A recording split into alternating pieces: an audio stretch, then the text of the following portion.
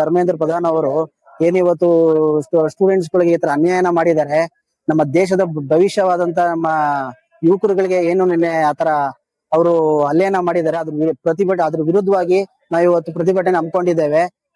ನಮ್ಮ ದೇಶದ ಮೋದಿ ಆಗಿರ್ಬೋದು, ಇಲ್ಲ ನಮ್ಮ ಶಿಕ್ಷಣ ಸಚಿವರಾದಂತ ಧರ್ಮೇಂದ್ರ ಪ್ರಧಾನ್ ಆಗಿರ್ಬೋದು, ಇದಕ್ಕೆ ಉತ್ತರ ಕೊಡ್ಲೇಬೇಕು.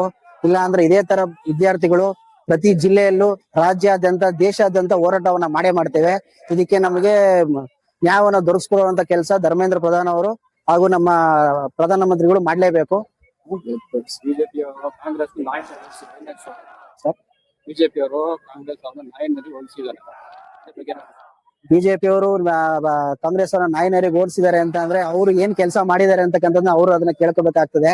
ಇವಾಗ ರಾಮ ಲಕ್ಷ್ಮಣ ಅನ್ನೋ ಇದರಲ್ಲಿ ಅವರು ಓಟ್ಗಳನ್ನ ತಗೊಳ್ತಾ ಇದ್ದಾರೆ. ಆದ್ರೆ ಅದೇ ಅಯೋಧ್ಯೆಯಲ್ಲಿ ರಾಮ ಮಂದಿರನ ಅವ್ರನ್ನ ನಿರ್ಮಾಣ ಮಾಡಿದ್ಮೇಲೆ ಅವರೇ ನಿರ್ಮಾಣ ಮಾಡುವಂತ ರಾಮ ಮಂದಿರದಲ್ಲಿ ಲೂಟಿ ಆಗಿದೆ. ಇದಕ್ಕೆ ಯಾರು ನಾಯಿ ನಡಿ ಅನ್ನೋದ ಪ್ರಶ್ನೆ ಅವ್ರನ್ನೇ ಕೇಳ್ಕೋಬೇಕಾಗ್ತದೆ.